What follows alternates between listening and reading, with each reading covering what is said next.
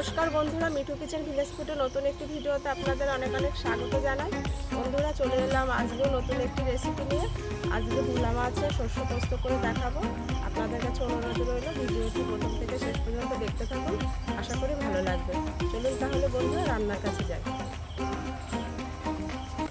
এই দেখুন 5 পিস ভোলা মাছ নিয়ে নিয়েছি। এখন মাছটা আমি ম্যারিনেট করে নেব।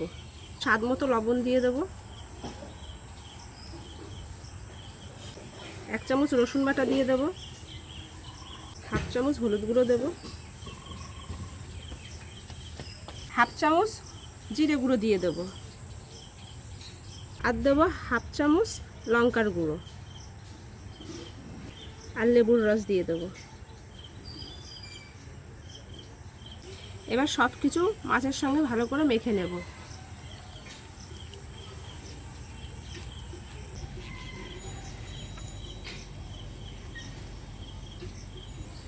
ভোলা মাছের শস্য পোস্তটা একদম অন্যভাবে করব।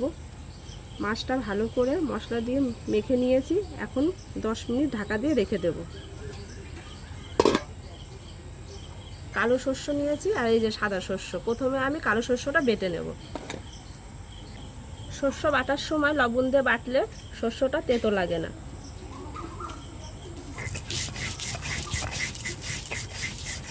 শস্যটা কিন্তু আমি একদম মিহি করে বেটে নেব। সাদা শস্যটা বেটে নেব।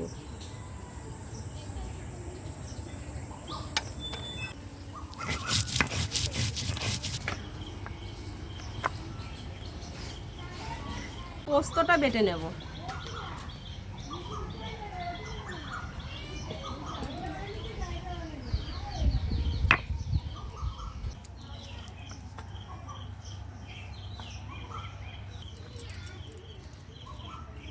লঙ্কা বেটে নেব।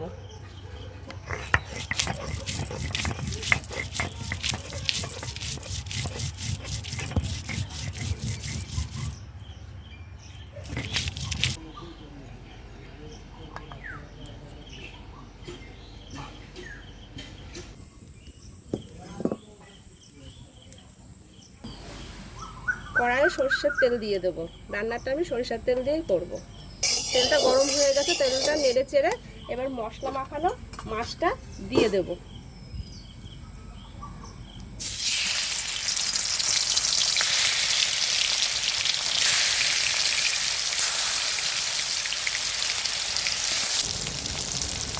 মাছটা ভাজার সময় উনুনের আঁচটা কিন্তু একদম হালকা রাখতে হবে।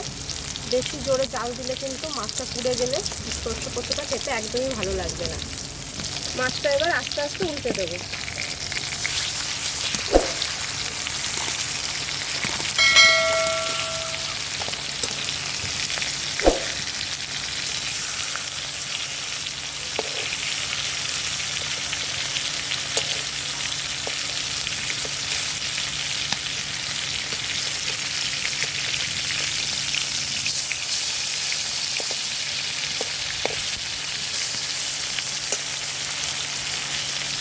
মাছটা হালকা ভাজা হয়ে গেছে, এবার কালো জিরে দিয়ে দেবো উপর দিয়ে।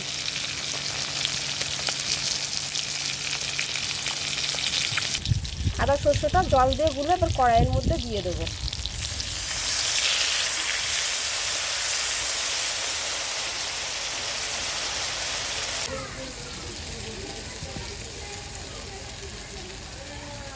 কালো শস্যটা তো ছেঁকে নেব। কালো শস্যের মধ্যে একটু খোসা থাকলে পরে খেতে ভালো লাগবে না।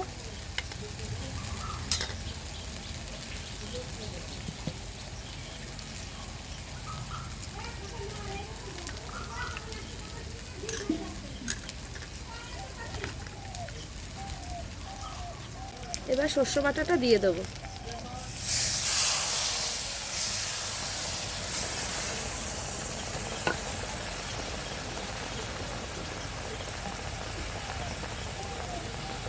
হাফ চামচ হলুদ গুঁড়ো দিয়ে দেবো।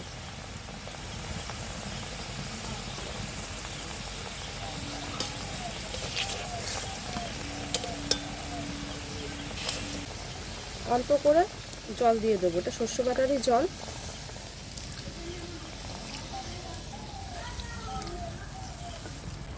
চেরা কাঁচা লঙ্কা দিয়ে দেবো।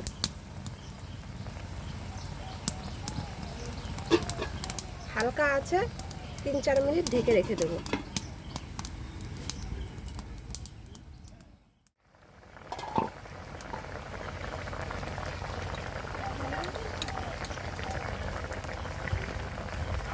লঙ্কা বাটাটা দিয়ে দেবো।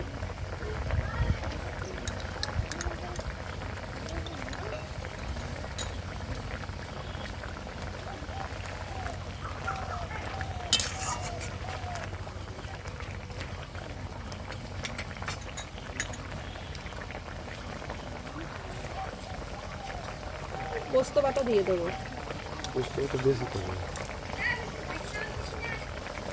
স্বাদ মতো লবণ দিয়ে দেবো। ধনে পাতা দিয়ে দেবো।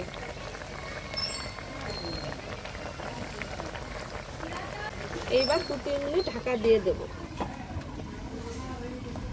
বন্ধুরা দেখুন সর্ষে পোস্তটা কত সুন্দর দেখতে হয়েছে, খেতেও কিন্তু দারুণ লাগবে। এবারে আমি ভোলা মাছের সর্ষে পোস্তটা নামিয়ে নেব। বন্ধুরা ভোলা মাছের শস্য পোস্ত রেডি হয়ে গেছে। আপনারা বাড়িতে এইভাবে শস্য পোস্ত করে খাবেন, দারুণ লাগবে। আর আমার রেসিপিটি যদি আপনাদের ভালো লাগে তাহলে আমাকে কমেন্ট করে জানাবেন, আর আমার চ্যানেলটি সাবস্ক্রাইব করে দেবেন। আপনাদের সাথে বন্ধুরা আবার দেখা হবে নতুন একটি রেসিপি নিয়ে। ততক্ষণে ভালো থাকবে, সুস্থ থাকবে। ধন্যবাদ।